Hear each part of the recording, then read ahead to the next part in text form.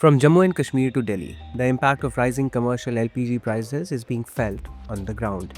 In J&K, the ongoing LPG shortage and recent price hikes are beginning to affect thousands of pilgrims visiting the Vaishno Devi shrine, while in the national capital, a sharp rise in cylinder rates is adding pressure on businesses. हम तो 4 दिन बाद दुकान खुले हैं। हम बहन के यहाँ से सिलेंडर लाए, 4 दिन बाद खुले हैं, वो भी घरेलू सिलेंडर लगा रहे हैं। रोटी कहाँ से खाएंगे?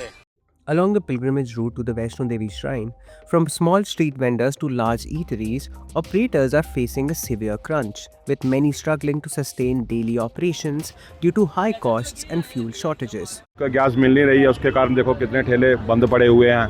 तो अब हालत ऐसे है कि हमें भी अपनी दुकान बंद करनी पड़ेगी।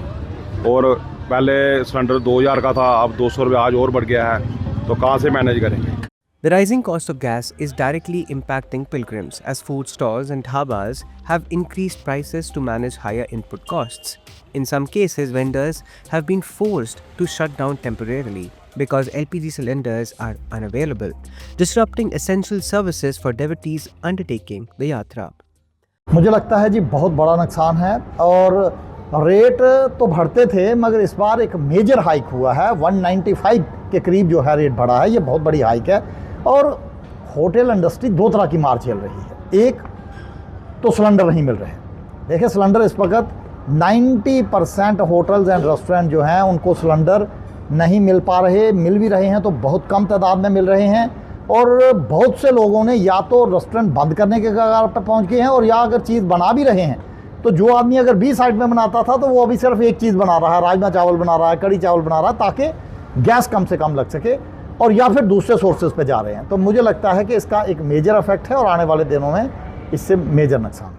The situation follows a sharp hike in commercial LPG prices. In Delhi, the price of a 19 kg commercial cylinder has gone up by rupees 195.50, taking the total cost to rupees 2078.50. This increase comes after an earlier hike of rupees 114.50 in March, significantly compounding the financial burden on small and medium businesses. Street food vendors, tea sellers, and dhaba owners say the combined impact of repeated price hikes and supply disruptions has drastically reduced their earnings. 40% काम तो हमारा कम ही है। अब भटरे खाने वाले भटरे के शौकीन है, वो नहीं खा पा रहे हैं। कुछ जबरदस्ती चावल खा रहे हैं, कोई वापस जा रहे हैं। सभी तो चावल नहीं खाते ना। हम तो जैसे तैसे दुकान चला ही रहे हैं खोल के, कोई इंडक्शन, कोई गैस, ऐसे कर काम चला रहे हैं। Some vendors report doubling the price of basic items like tea, while others say their income is no longer enough to meet daily expenses. इससे आम जनता को काफी नुकसान हो रहा है, और जो कि जो वेंडर्स थे जैसे कि चाय वाले हो गए और जो ठेला लगाते हैं उनको भी काफी तकलीफ हो रही है, और इससे कि प्राइस भी काफी बढ़ गए हैं। जो चाय 15 की आती थी वो 20 की आ रही है, और भी जो सामान है काफी महंगे हो गए हैं। Public reaction has been largely critical, with many urging government intervention and asking oil companies to absorb some of the rising costs. There are also complaints of black marketing, with LPG cylinders allegedly being sold at inflated prices in certain areas. ये नहीं बढ़ना चाहिए। आम जनता जो है इसको सरकार अपने स्तर से उसको मैनेज करके बजट में और आम लोगों को सहूलियत दे। अभी जो प्राइस बढ़ गए हैं उस पर सरकार को सोचना चाहिए कि जो 10 का चाय था वो 15 रुपया हो गया। खाना का भी प्राइस हर आदमी को बढ़ गया है, तो जो लोग दूर दूर से आकर यहाँ होटल पर निर्भर हैं या जिनको कि जो छोटे छोटे गैस पर निर्भर हैं, उनके लिए सरकार क्या सहूलियत दे रही है इस पीरियड में, सरकार को इस पर ध्यान देना चाहिए। The surge in LPG prices is being linked to a nearly 50% rise in global oil prices amid ongoing tensions in West Asia.